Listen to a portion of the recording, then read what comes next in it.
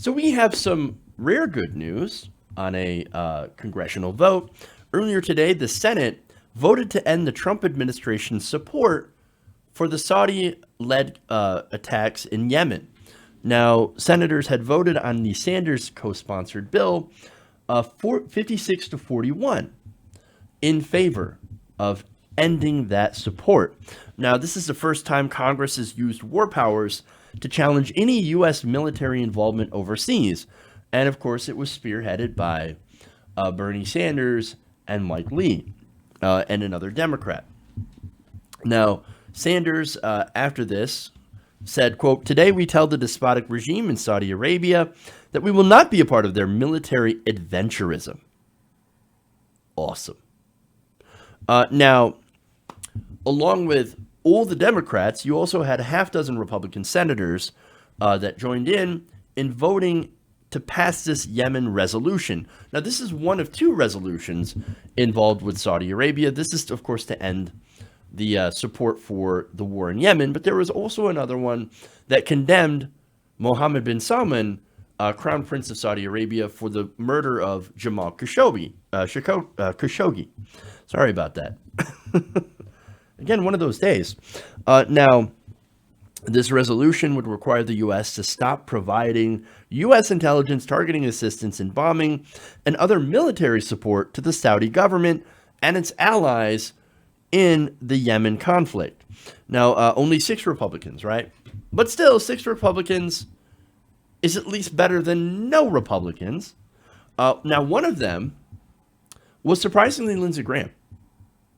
Now, before the Senate vote, 14 Republicans did vote to advance this bill, but obviously did not vote in favor. So at least they had a conversation, and from that, 6 Republicans, including Lindsey Graham, said, you know what? No, we're going to stop this. We're going to stop this, our support of this disastrous, horrific war in Yemen.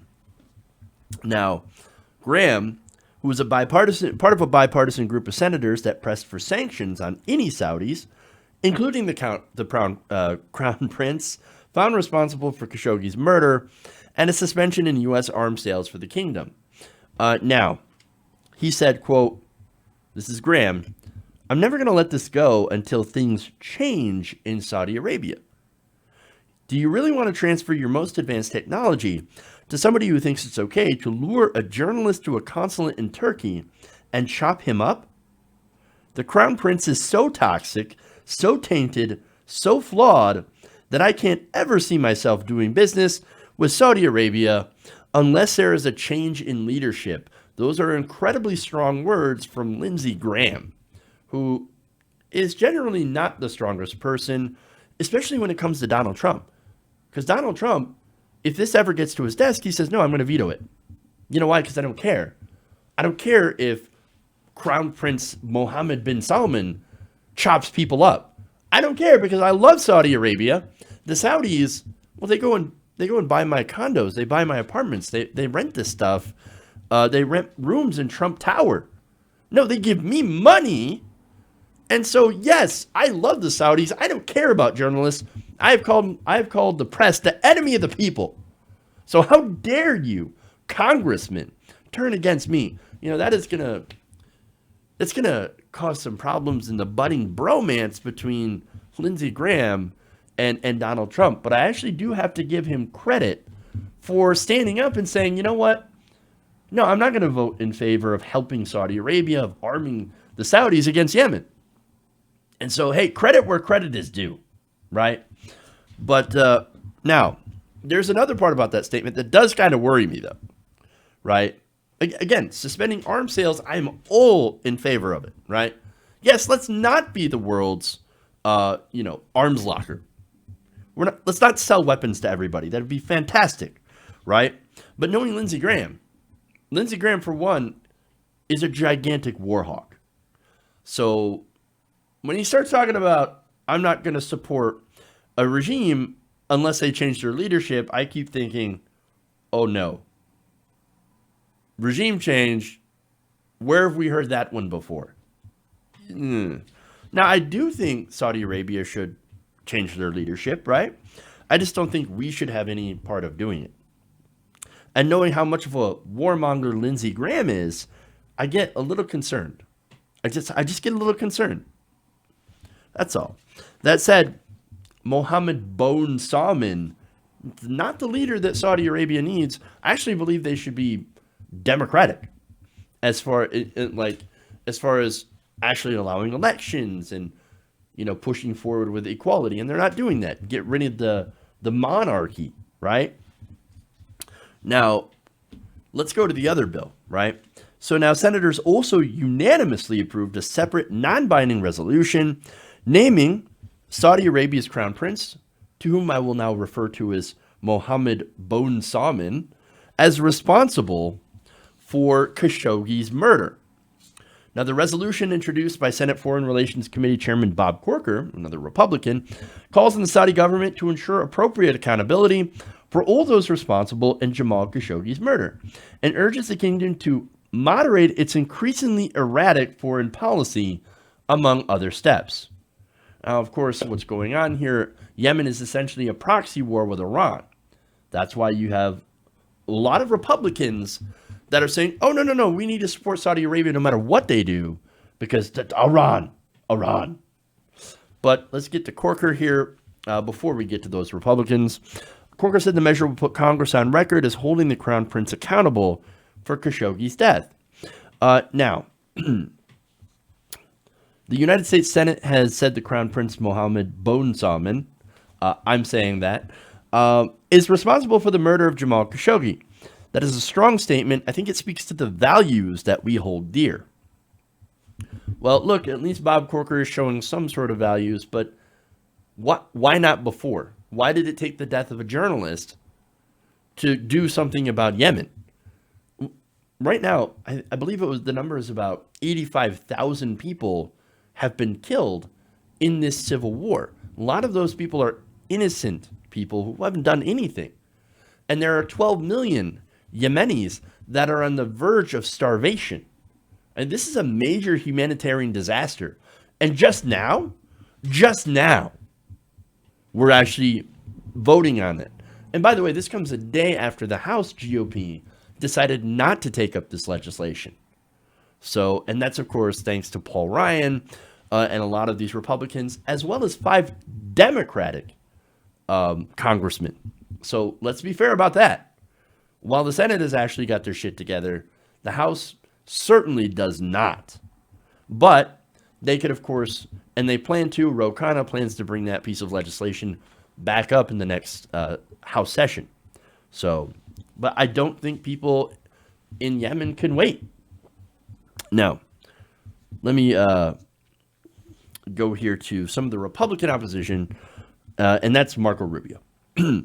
Marco Rubio, of course, he says, quote, "There's a threat in the Middle East posed by Iran and their ambitions which must be confronted," and says that the U.S.-Saudi alliance would be shattered if the U.S. ends its military role in Yemen, and the war could spiral further out of control. Now, I don't believe that. That's classic fear-mongering from pro-war Republicans like Marco Rubio. No, look, I wouldn't actually mind if our alliance was shattered by this, because what are we doing being friends with one of the most extremist countries in the Middle East? And of course, it comes down to the petrodollar, as well as being against Iran and in favor of Israel. So that's what's going on here. That's why we're in favor of Saudi Arabia. A lot of these Republicans, not only that, but look, let's be honest, Saudi Arabia, and I've done stories on this, they spent millions of dollars bribing our politicians. So, yeah, of course. You also had the defense industry, who makes money by selling weapons to countries in the Middle East like Saudi Arabia, and they don't want to give up their power. They don't want to give up their money either. So, of course, it makes sense as to why so many Republicans voted against this, but that's also why it makes it so much more important to highlight the Republicans who did vote in favor of ending this conflict. So, I mean, let's give credit where credit is due. But I think the person who deserves the most credit here is Bernie Sanders, Bernie Sanders, he's been talking about this. He's been speaking about this. He's been spreading the message. He's been doing social media, videos on Facebook about this, and gave a great speech on the floor before the vote had happened. Look, the guy helped get it done. He was out there. He was pushing this bill. He was getting a bipartisan consensus and was able to get enough votes to at least have the Senate pass this. So that is significant. So for all those centrist Democrats, Donut, Twitter, etc., who say, oh, Bernie Sanders, what has he ever done? Well, he just helped the Senate pass a resolution to end the war in Yemen. That's significant. And by the way, the reason that this will help, I think, end the war in Yemen is because right now, the Saudis and Yemen are looking at doing a tentative peace agreement and ending that conflict. So now they're talking because now the Saudis know that, oh crap, now America is having some serious doubts about keeping us supplied with weapons and supporting us. Well, if America's not going to support us anymore, well then shit. Here we go. Let's just wrap this up and come to a peace agreement, which ultimately I think is going to be a great thing for the region. So hopefully, as I said before, this will push the Saudis into a peace agreement. But again, I want to give thanks to Senator Bernie Sanders, all the Democrats that supported this amendment, that co-sponsored this amendment, Republicans like Mike Lee and ironically Lindsey Graham, who did push back against President Trump. See, this is how you do fairness, right? You actually praise Republicans and Democrats for doing the right thing. And of course, go after them, criticize them when they do the wrong thing. That's what you're supposed to do. So now, like I said, credit where credit is due, and hopefully we can end this ridiculous, disastrous conflict and this humanitarian crisis. Hey guys, hopefully you enjoyed that free video. Now I'm going to have to ask you a favor. Between the demonetization and the YouTube algorithm messing around with view counts, etc., we're having a hard time adjusting to the new YouTube reality, which is where you guys come in. See, we have a Patreon, patreon.com/TYTNation, set up to help us rely on you guys, the viewers, instead of big corporate ads. Look, you know the show. You know how I'm not in favor of big corporations anyway. So help us transition away from relying on the ad model to pay the bills and sign up to be a patron, patreon.com/TYTNation. That goes a long way to help us keep the lights on. And you guys will know that you're supporting independent, progressive media.